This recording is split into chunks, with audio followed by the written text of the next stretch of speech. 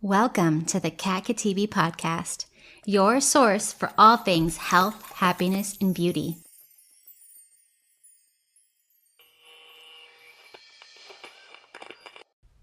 Have you ever thought about making your own podcast? I'm sure you have great ideas, but you just don't know where to begin. Well, here's where Anchor is going to be a lifesaver. It's a one-stop shop for creating and distributing any podcast. Best of all, it's 100% free. They have creation tools that allow you to record and edit your podcast right from your phone or computer. Anchor then quickly distributes your podcast for you, so it can be heard on Spotify, Apple Podcasts, and so much more, just with one click. You can make money from your podcast right away with no minimum listenership. That means easy access to sponsors. It's everything you need to make a podcast in one place. So why don't you check out Anchor today? Download the free Anchor app or go to anchor.fm to get started.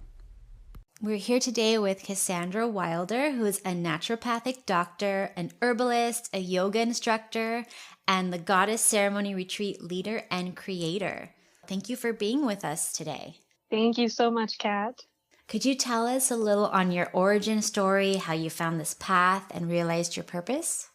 Yes. So I think I, like many women that are probably listening to this podcast, did not grow up with tools to live an empowering, vibrant, fulfilled life. And so like many of us, it was a slow reclamation, slowly picking up these pieces along my journey.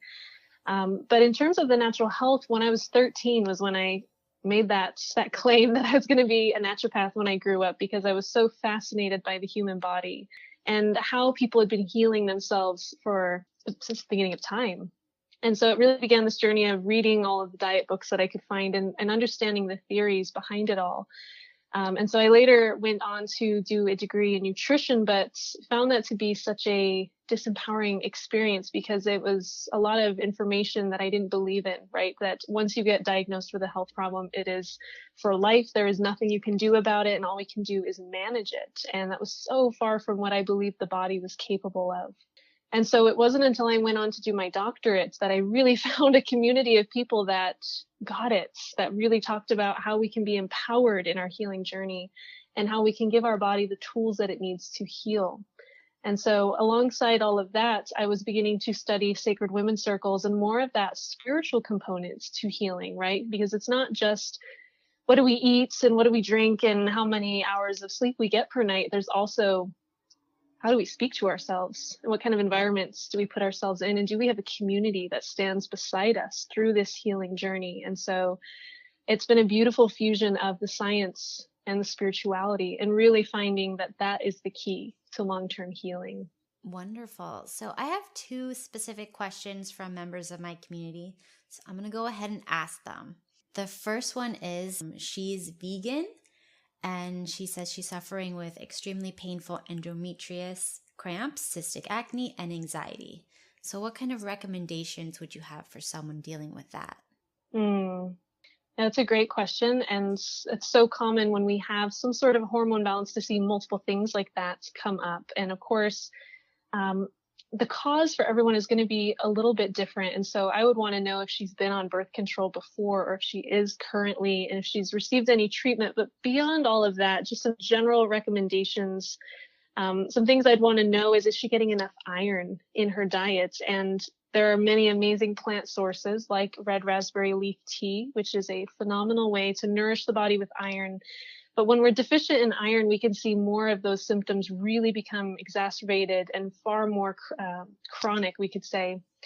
Another really lovely thing that she could add in is additional fats into her diet. That's going to help balance the hormones because the hormones need cholesterol to produce enough estrogen and progesterone and all of those. And so we could add in some additional coconut oil and avocado, sesame oil, olive oil to really make sure we're at least getting those foundational blocks set up, and then to be able to see how the cycle shifts and regulates from that. Wonderful. That's very helpful. The next one, she has high testosterone and estrogen dominance with acne and very painful menstruation.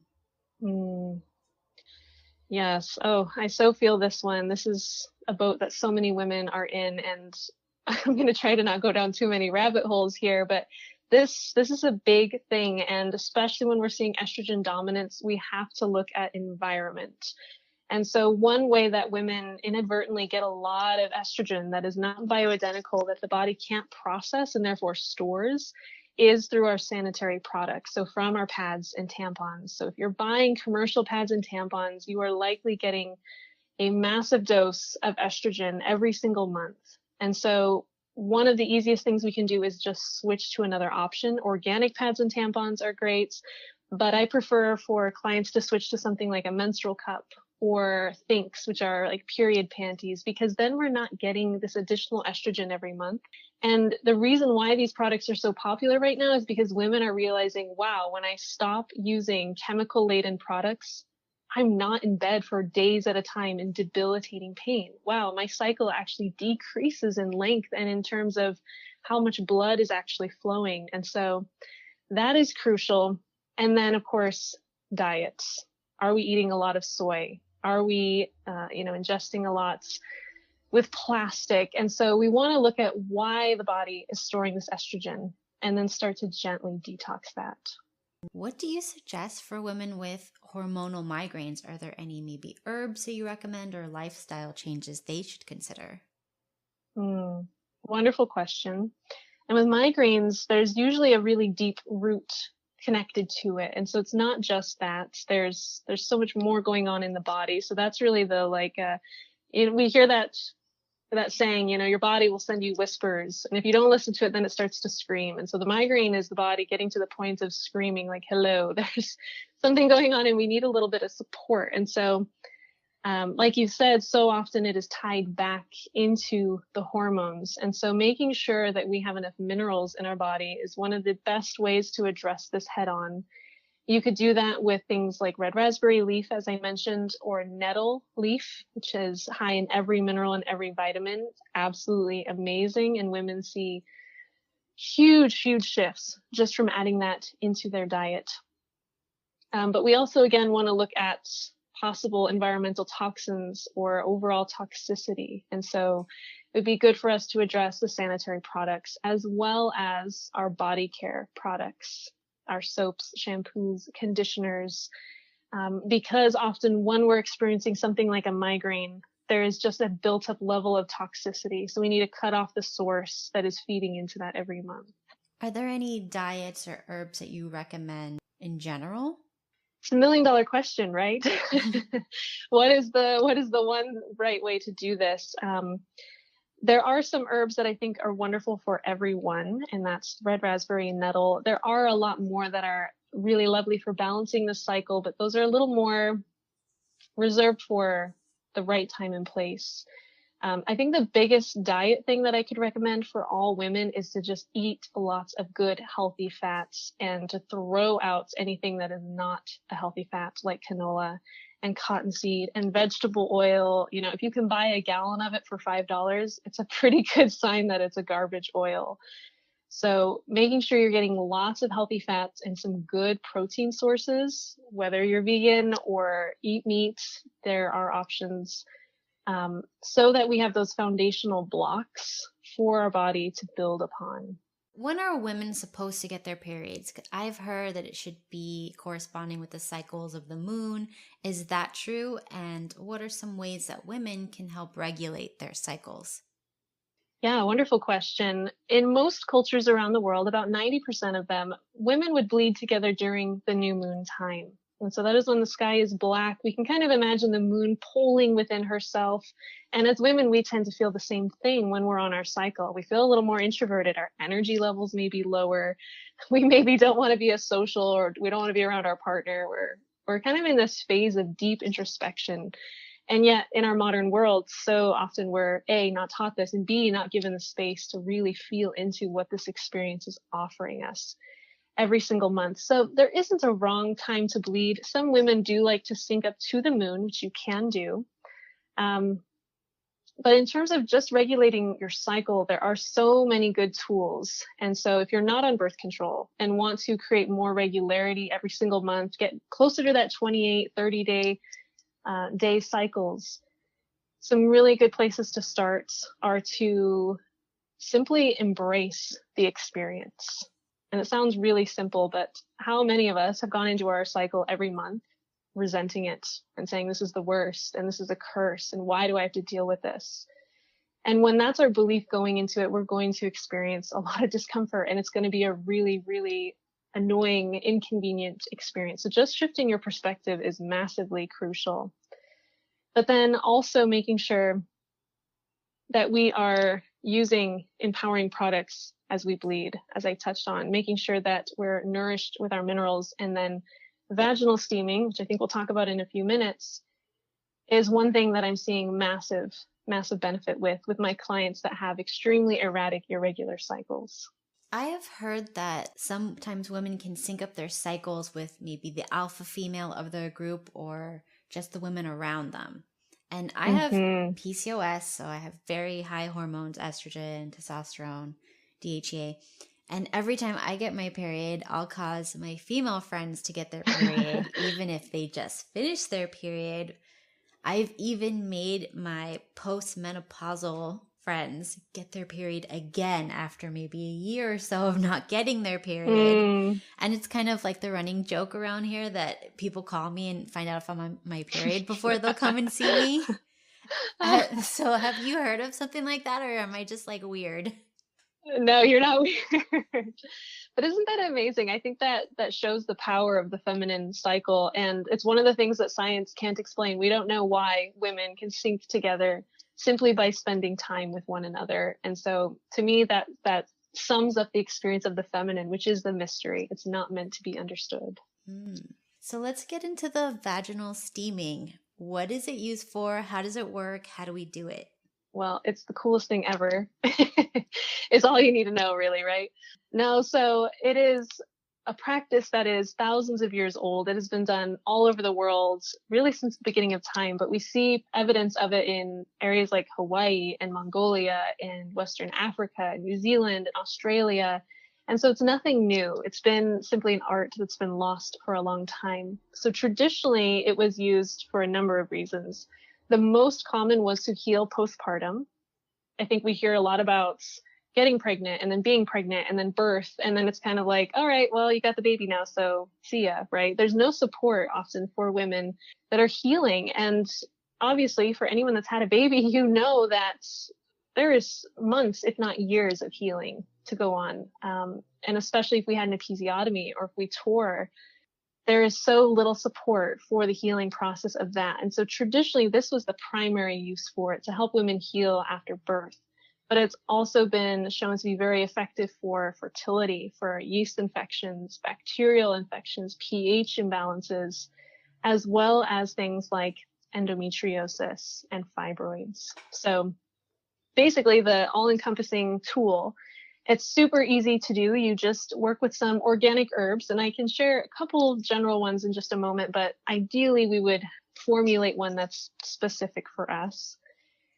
And then you put the herbs in a big pot of water on the stove. You let it boil for about 13 minutes. You put it on the floor, and then you will squat over it, or you can do, if you're familiar with yoga, kind of a frog pose where you put your knees really wide and you put your hands down in front of you.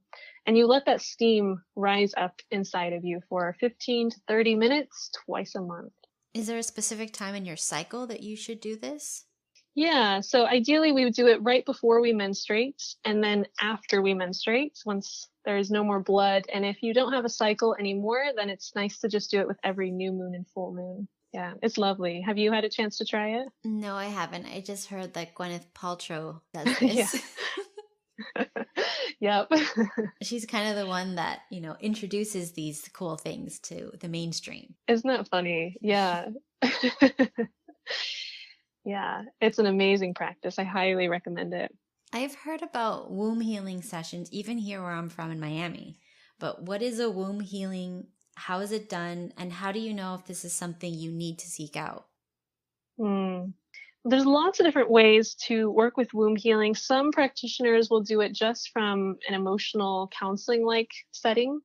As women, we tend to store trauma within the womb. And so maybe you've gone to a yoga class and you've heard them talk about your hips, and you get in those deep hip openers and people start bawling in the middle of class and they have no idea why.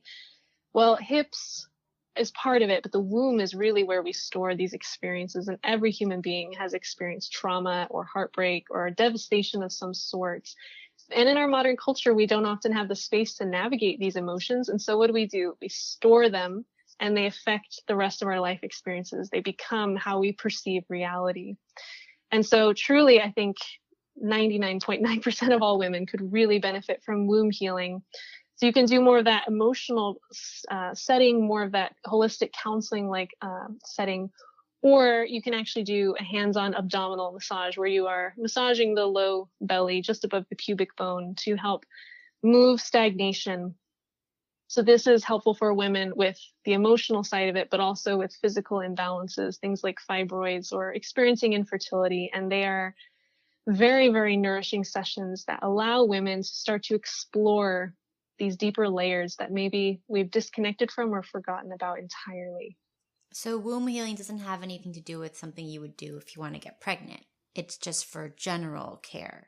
You know, I've had some women come to me as part of their process of getting pregnant. And I think this is again kind of a rabbit hole, but we know that emotions can manifest into physical health conditions. And so especially if there is a lot of shame or deep-rooted trauma within the womb, it is possible that that could be related to fertility.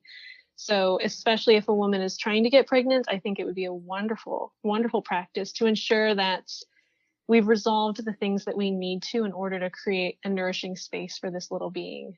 And why do you feel that in this time in our society, so many people are experiencing fertility issues, women and men as well?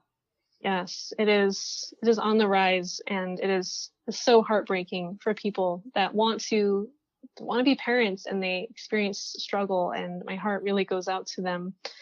And it is such a deep rooted issue, and there's so many layers to it, but it comes down to those foundational elements of life, the food that we're eating, the environment that we're in, our emotional well-being, the people we spend time with. And so when we're working with someone like a naturopath, ideally we're being looked at from that full perspective, not just, your hormones are out of balance, so here's this, but really offering that supportive space for them to consider what maybe needs to change.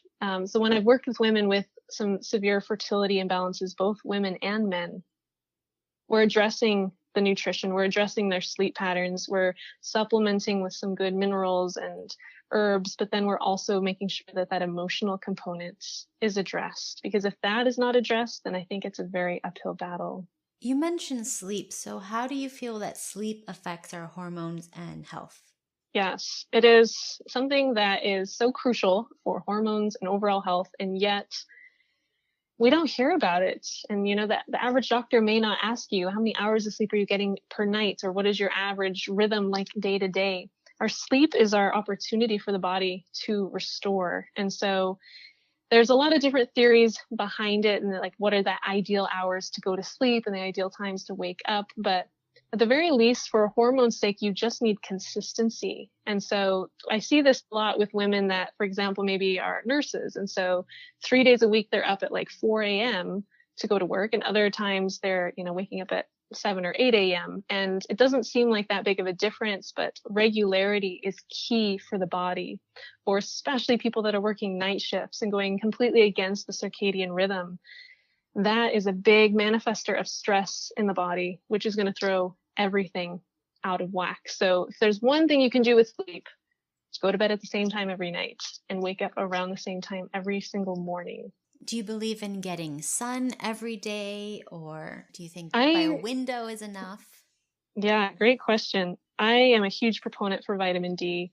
And so if you can get 10, 15 minutes of sun exposure every single day, that's ideal. And for people that live, maybe in Alaska or Canada or the Midwest, where you don't get a ton of sun half the year, then supplementing with a high quality fat soluble vitamin D is going to be really, really essential. Could you tell us a little bit about the Yoni eggs? How do we know if they would be beneficial for us? And I asked this because a while back I saw that this was, I think it originated in China or something.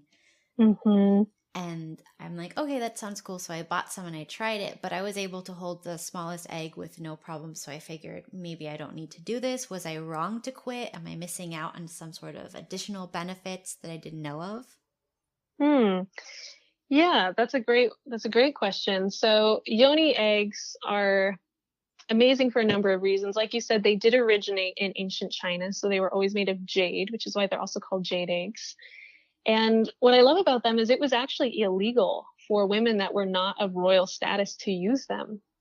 And so to me, what that indicates is it's easier to control disempowered people. If people connect to this sacred space, they connect to their cycles and their bodies, they become empowered. And it's pretty hard to control empowered people. So as soon as I heard that, I was in 100%. So these are amazing for a lot of reasons. One, to strengthen the pelvic floor. And so especially after having children, this is common. If you pee a little bit when you do a jumping jack or you go to Zumba, that's a weak pelvic floor. But it's amazing. Even women that have never given birth are showing signs of a very weak pelvic floor because we're sitting in chairs and not in a squat stance. So that's one thing, but it also helps to resensitize the vaginal canal. And so this is so common with women. They experience numbness, or they have a hard time orgasming or experiencing pleasure, or maybe they need things to be really abrupt in order to feel anything. And so that is one of the best tools to help resensitize this space in a really gentle way so that we can experience pleasure. So even if that small egg was fitting, which is wonderful, it shows that your pelvic floor is likely quite strong, it will still help to resensitize. And because we're working with a crystal or the gemstone, that is going to be offering some healing properties as well, like self-love or that healing of trauma, etc. Wonderful. Because I do know about really young girls that already have problems when they laugh or whatever, they'll pee a Mm-hmm. little bit. And it's just so crazy that that's happening to younger and younger girls. Yes, I know. It used to be just if you had a baby, and now it's most people. Hmm. So, can you tell us Yeah. a little bit about your goddess ceremony retreats? Can you walk us through that experience, like a day to day, what you would do? Yeah, so I created these sacred immersive experiences for women after I'd been leading sacred women's circles for a number of years. And it was powerful to give women the space to connect and to be around like-minded women and be able to be vulnerable and authentic and raw. But within 2 hours, there's only so much you can do. There's only so much depth that is possible. And so I created a retreat experience where women could really have the opportunity to disconnect from the normal world, eat beautiful, nourishing, organic meals made by chefs, sleep in luxury lodges in nature, and then again, be in this immersive, sacred experience that allows them to really dive deep beneath the surface. And so at these retreats, we are reviving sacred practices that women have done for thousands of years that have simply been lost over the last few centuries. And so we're sitting in circle the way we have since the beginning of time, in a way that is embedded in our DNA, and talking about what it means to be a woman, talking about our bodies and our cycles, talking about the moon phases and what it means to live an empowered life. Basically, everything we should have been taught, but that likely none of us were. It's so disconnected now. And so they're really a special place for women that feel that hunger to reconnect or to know themselves at a greater level, or even just have that opportunity for rest and reflection. They are such powerful spaces. That sounds really lovely. Like, I feel like we need more of these type of experiences for women. Yes, we really do. Have you heard of the wild yam cream that's supposed to mimic natural progesterone? And do you feel that that's a good tool for women to use? Yes, if it is a very, very high quality one. And the the supplementing with hormones is controversial. Um, but some people say, if you're using one like a wild yam cream, it's being derived from a plant. It's not synthesized with all this other stuff. it's better. And I would agree with that, but only if it's a very, very high quality one, because they are often, even if they're natural, added in with other things, with other hormones that are cheaper. And so depending on your brand, it is a great way to boost your progesterone. And a common symptom of low progesterone is low libido. So if you feel like you've lost that little spark, or if you feel like, again, pleasure or orgasm is very, very difficult, then that could be a good place to gently start to supplement.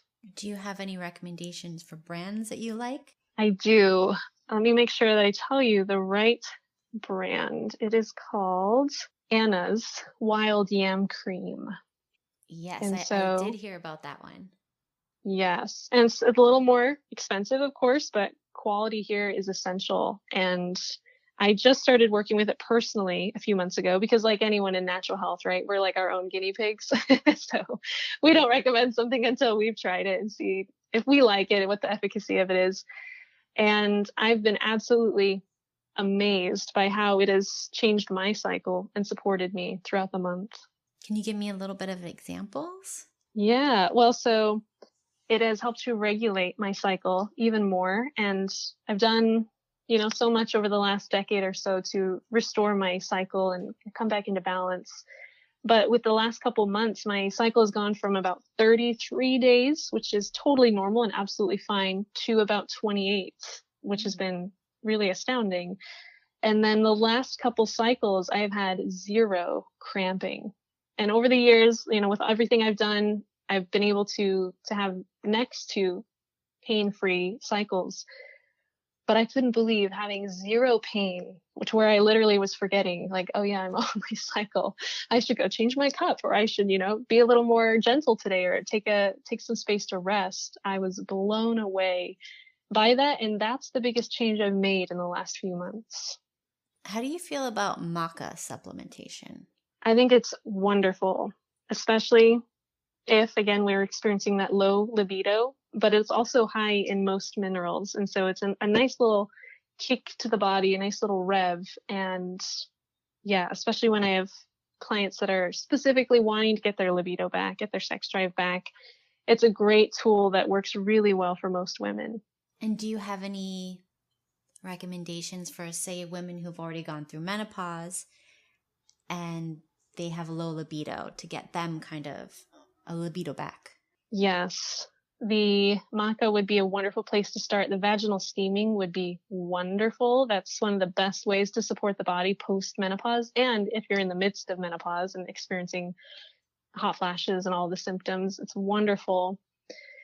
And then too, for women in that age, again, this is bringing in that emotional component, but asking if they feel fulfilled overall in their life, and diving a little deeper into maybe why they're disconnected from this space of creation and connection. There's often a lot to that. And especially women that are in that age range right now, likely they were not taught any sort of tool for empowerment or connection throughout their lives, and have likely selflessly served others forever. And so that's a big question to ask them. Are you feeling fulfilled?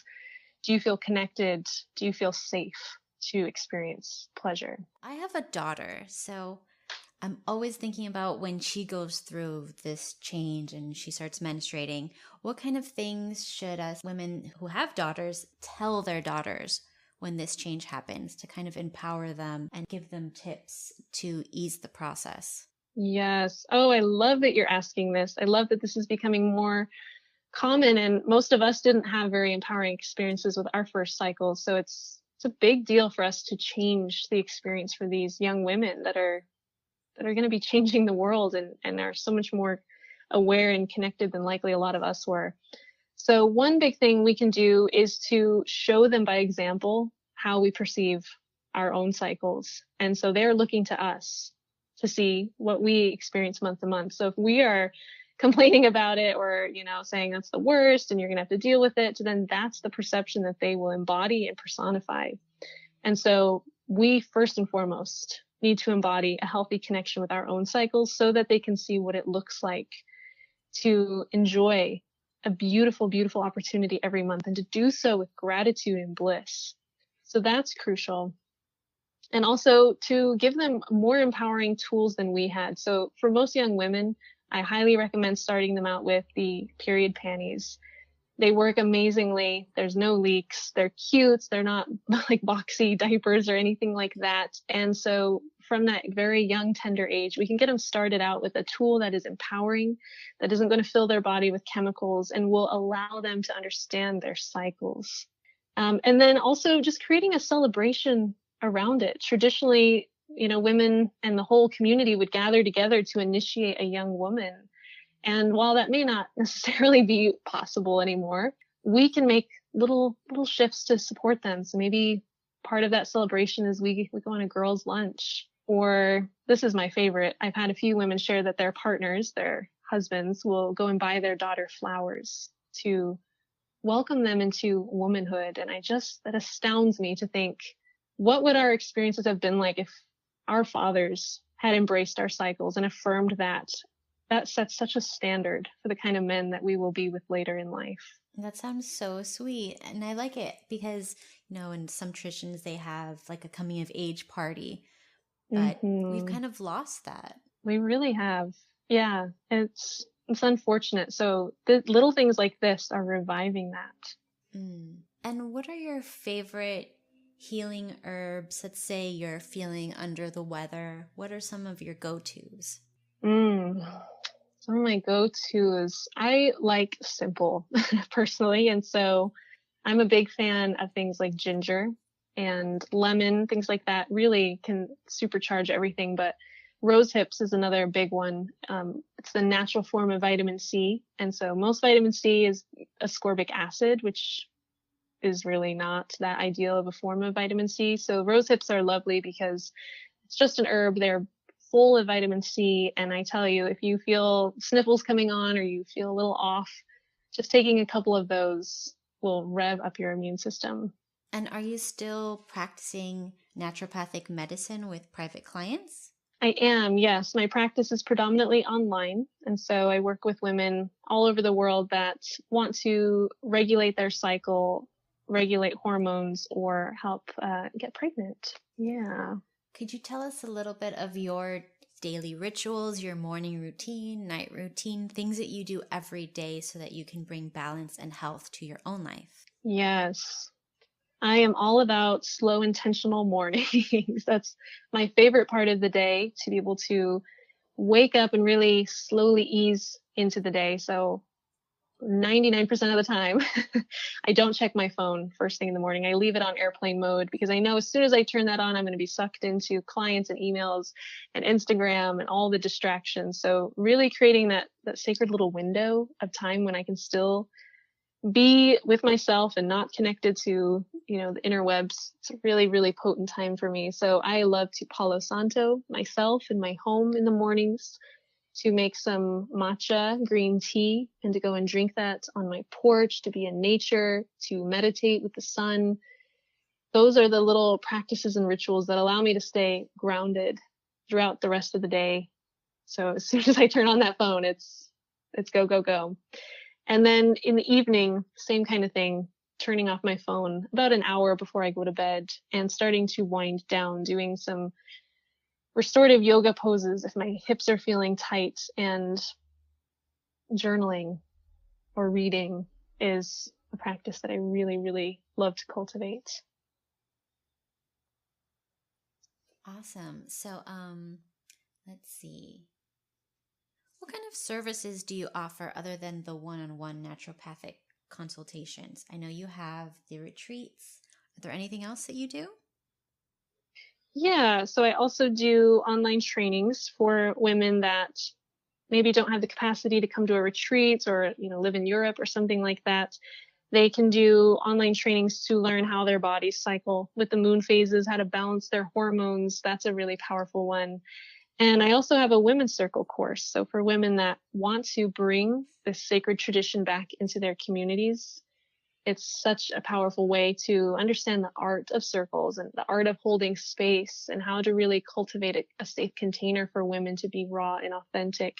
And that course has been my baby, my favorite thing to offer and teach, and to see women go out into the world embodying that leader role is really powerful.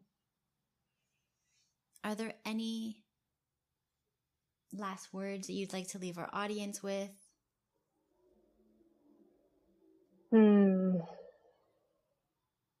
A reminder that learning how to understand your body and your cycles is the most empowering, life-changing thing that you can do. Your body is so incredibly wise, and when given the tools that it needs, it does have the capacity to heal. So even if you've been told that it's impossible, that you're the exception to the rule, that things aren't just not going to work out for you, I really challenge you to look beyond that and to take your healing into your own hands. And it's one of the most empowering things that we can ever do. I love that. Thank you so much. And can you let everyone know where they can find you? Yeah, so my website is goddessceremony.com. So there you can see the retreats, the trainings. You can book a one-on-one naturopathic session with me.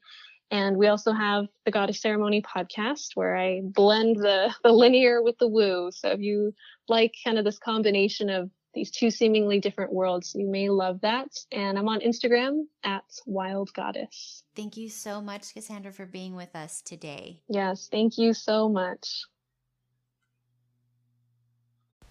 Thank you for listening to the episode. If you made it this far, I'm sure you found some benefit to the hard work that I put into the show. Show your support by subscribing to the podcast. Leave me a voicemail question or email me at thehealthfulgypsy@gmail.com.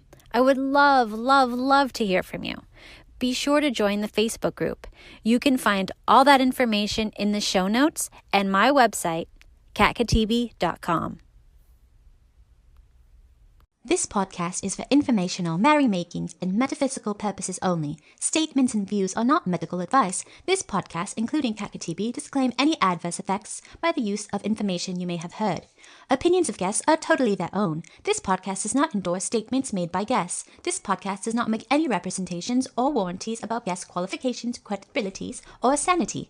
Individuals may have a direct or indirect financial interest in products or services referred to on the podcast. If you think you have a medical problem, consult with a licensed medical physician, not just the spirit of your ancestors while on ayahuasca.